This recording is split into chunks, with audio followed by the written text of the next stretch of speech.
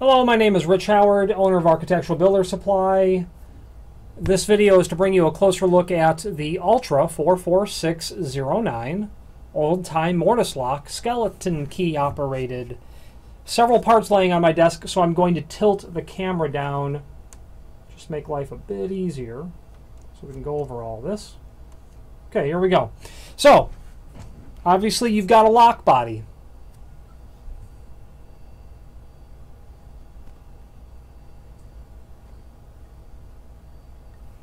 Hub for the spindle to go through. Pretty straightforward. Okay. Then you've got the keyhole for the skeleton key to go into. That's also pretty straightforward. That's how you're going to get that locked and unlocked. Okay.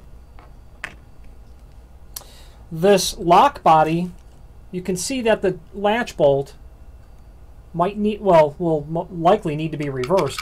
It's very easy to do. There are instructions included, not only in the package, but also a link below this video to them. You simply remove the screw, and with your hand, keep pressure down on the latch cover as you're removing the screw. You don't want anything popping out on you. Just simply keep pressure on it. Remove that screw. Don't lose it. And then at that point, you can carefully remove the latch case. You can hear that something popped. That's okay. We just don't want it to fly away. At this point, you might have to reset some of your pieces. And the only thing that here has to be reset is just the part that popped out because it is spring-loaded. The hub just jumped out a little bit. I'm going to hold it down because otherwise it will jump out. This will pop out a little bit, and if I let it go, it'll probably snap out again. And that's okay. It did unseat itself.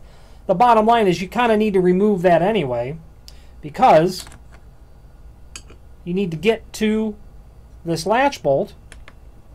You need to push it in and get it turned over. And in order to do that, you have to kind of remove it. So there's a spring inside of here. I'm going to move this up a little bit forward to go for a better angle. I'm reversing this. This portion, the latch bolt, you can push in and kind of just get popped out. Your spring's not going to go anywhere. You don't want it to, and I wouldn't worry about it. Flip it over, insert it back in the hole, then simply get that spring seated back in there where it came out of. Then you're done with reversing it. That's how you reverse it. Put your hub back in. You have to push all of this back in so that you... Okay, that is an example of what happens when something pops out. If that was any closer to my eye, it would have been a direct hit. So let's start that over. This time, I'm going to keep my finger down on it so it can't pop out at me. So you need to get all of this pushed back. And that top part is also spring-loaded. And once you have that seated back in, nothing's going to pop on you. But you have to keep your finger on the hub, otherwise it will pop out.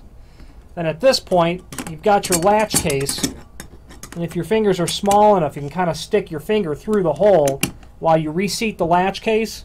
And then at that point, everything is basically seated, except I can see that I don't have it properly aligned at the top.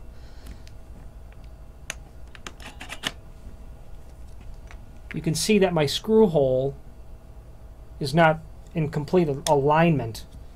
So without removing pressure from the latch case, you got to figure out what inside of there is causing that to not be seated correctly.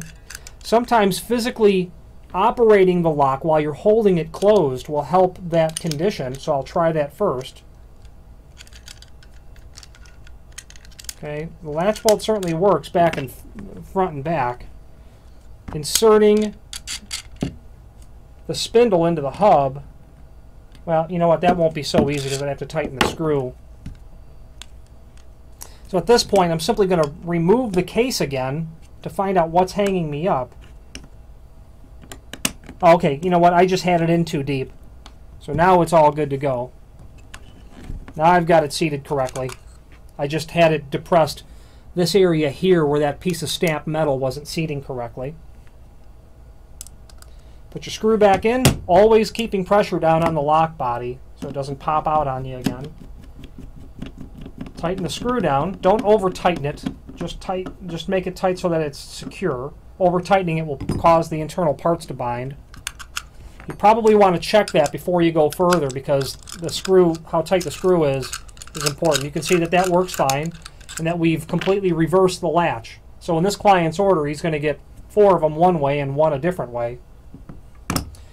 You can see, obviously you've already seen that you get 2 skeleton keys.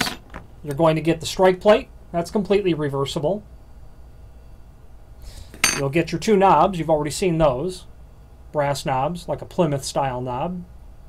Set screws in the stems for tightening down onto the spindle, which is here. Those will thread on.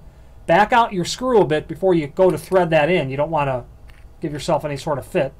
I can't thread it in anymore without damaging it because I didn't back that out. Bag of screws for everywhere. So then the final thing, of course, are the escutcheons. Okay, you'll get 2 of these.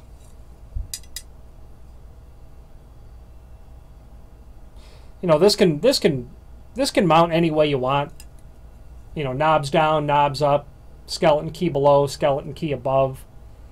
You know, the way that I'm, of course, accustomed to seeing it would be skeleton key down is how I would see it. But I don't see why you couldn't reverse it and install everything so that it was up. I don't see why you would install it that way, but you could, I suppose.